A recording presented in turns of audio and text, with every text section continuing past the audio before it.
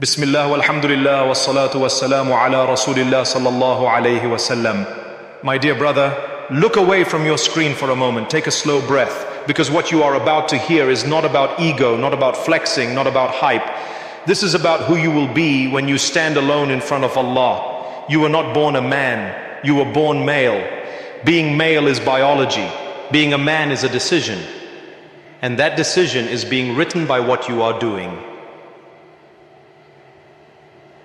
Today, we live in a time where there are many grown bodies, but very few grown souls. Many males, very few men. Music, movies, social media, street culture, they all keep shouting one message: be loud, be feared, be ruthless. Don't let anyone disrespect you. Sleep around, make money, show off, that's manhood. They show you men who can shout, fight, flirt, and intimidate. But they never show you men who can control their anger, lower their gaze, wake for fajr, say, I was wrong, forgive me. Carry their family when life gets heavy. The street can teach you how to fight others. Islam teaches you how to fight yourself.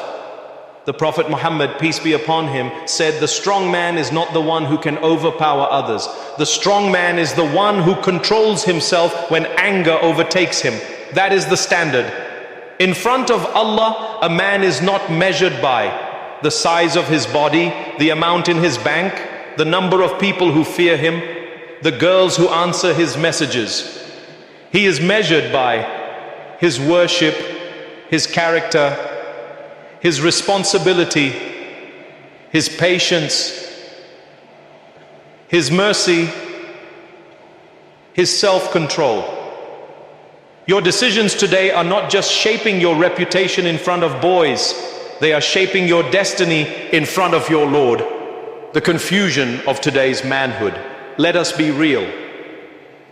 So many young men today are stuck between two false images. On one side, the alpha image, aggressive, always right, never apologizes, jokes are dirty, language is filthy, treats women as toys or enemies, thinks gentleness is weakness. On the other side, the collapsed image escapes into games, shows, and apps, afraid of responsibility, afraid of marriage, afraid of commitment, cannot protect, cannot provide, cannot decide. And in the middle is you. You feel the pull of ego, lust, laziness, anger.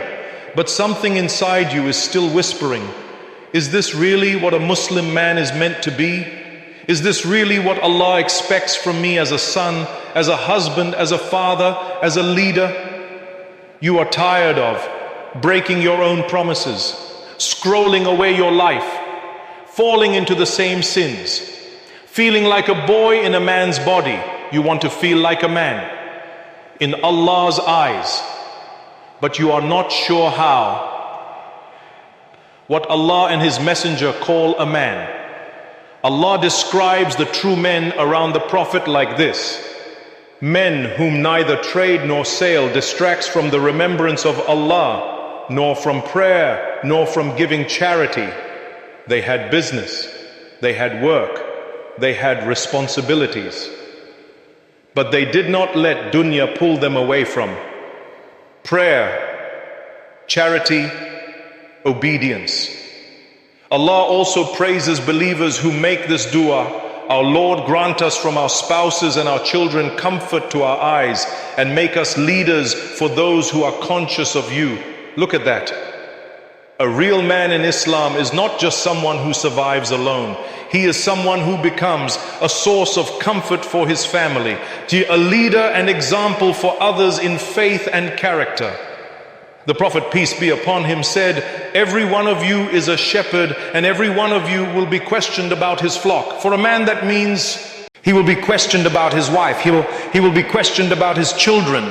He will be questioned about his parents when they needed him. He will be questioned about the people who followed his example. He also said, the best of you are the best to their families, and I am the best of you to my family.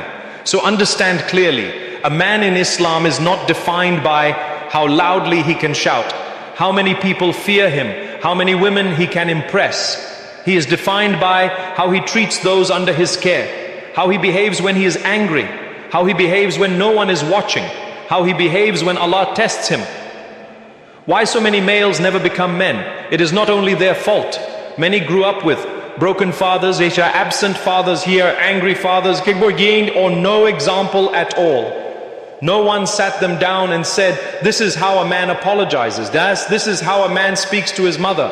This is how a man lowers his gaze. This is how a man chooses halal over haram. This is how a man admits fear but still steps forward. So they copied what they saw in movies, in rap videos, in series, in the boys' group chat, in the street. They learned to cover pain with jokes, to cover weakness with anger, to cover insecurity with arrogance, to cover emptiness with girls and money. But my brother, you are now old enough to choose. You cannot keep blaming the past. You cannot keep saying, but my father, while you become a worse father to someone else. A real man does not use his pain as an excuse to harm others. He uses his pain as a reason to stop the cycle. 5 decisions that turn a male into a man. Let us talk about practical steps. 1. A man takes responsibility for himself. Boys always look for someone to blame. My mood is bad because of them. My sins are because of he. But my laziness is because of society. My anger is because no one understands me. A man says, my choices are mine. I cannot control what happens to me, but I am responsible for how I respond. From today, if you hurt someone, admit it and apologize. If you fall into sin, stop blaming shaitan only. Blame your nafs and make real repentance. If you are lazy, admit it and change one small thing in your daily routine. On the day of judgment, you stand alone. No one will carry your sins for you. Taking responsibility is the first step of manhood. 2. A man fixes his relationship with prayer. You cannot be a man of Allah while you are too lazy to stand in front of him 5 times a day. A man who can spend hours on his phone but cannot spend minutes in salah is not strong. He is a prisoner of his desires. Make a clear decision. I will not miss my prayers anymore, no matter what. If you are not praying at all, start with 1, then 2, then all 5. If you are praying on and off, make them all on time. If you are already praying, pray at least Fajr and Isha in congregation as much as you can. Your prayer is your backbone. If it is weak, everything else will collapse sooner or later. 3. A man controls his anger, not the people around him. The Prophet's definition of strength was clear. Control in anger. Ask yourself, do I shout at my mother? Do I belittle my wife or sister? Do I speak harshly to my children? Do I break things when I am upset? Do I use my voice or my body to scare people? This is not power. This is a lack of power over yourself. Next time you feel anger boiling, stop talking it, move away. Make wudu if you can. Say, even in your heart, Oh Allah, control me now, I am weak. Real men do not feel proud after they have scared people. They feel ashamed if they lost control. 4. A man respects and protects women. A boy views women as entertainment. A man views women as trusts given by Allah. Ask yourself, do I talk about girls in a dirty way to my friends? Do I send or ask for inappropriate pictures? Do I follow accounts just to feed my desires? Do I mentally undress every woman who walks past me? If yes, then you are training your heart to see half of humanity as objects. You cannot be a good husband tomorrow if you train today to treat women as toys. Lowering your gaze is not weakness, it is training for leadership. Make a habit. Unfollow what pulls you into sin. Stop messaging what you know is wrong. Treat every woman, stranger or relative with respect. Remember, the Prophet, peace be upon him, never used his status as a man to harm or belittle a single woman. 5. A man works, gives and does not beg. Look at the companion who reached Medina with nothing. When he was offered half of someone else's wealth, he said, "Show me the market." No begging, no entitlement. No, the world owes me. A man in Islam tries to earn halal even if it is small, helps his parents when he can, gives a bit in charity even when he feels poor, does not rely purely on others to carry him. Maybe right now you are a student or struggling. That is okay. Manhood is not about already having a house and car. Manhood is about having the intention and effort to stand on your feet and not abuse people's kindness. Even if you are jobless, act like a man by waking up early, applying for work, volunteering, helping at home, serving in the masjid. Laziness kills manhood more than poverty ever will. Your destiny is being written by your daily choices. Brother, listen carefully. You are not just choosing. Another episode, or another scroll, another message, another nap. You are choosing what kind of man you will become, what kind of husband you will be, what kind of father your children will remember, what kind of son your parents will cry for when you are gone, what kind of servant Allah will judge. Your destiny is not built in one massive moment. It is built in 1,000 small secret decisions. When you decide to pray or to delay, when you decide to apologize or to stay arrogant, when you decide to lower your gaze or to stare, when you decide to pick up a book or the controller, when you decide to earn halal or take the easy haram. One day you will stand in front of Allah. On that day, the likes will not matter, the followers will not matter, the street's opinion of your reputation will not matter. What will matter is, did you try to be a man as I defined or as the world defined? You will not be asked, how many fights did you win? You will be asked, how many times did you fight your own ego for my sake? Oh, a dua for every man listening. Let us turn to Allah together.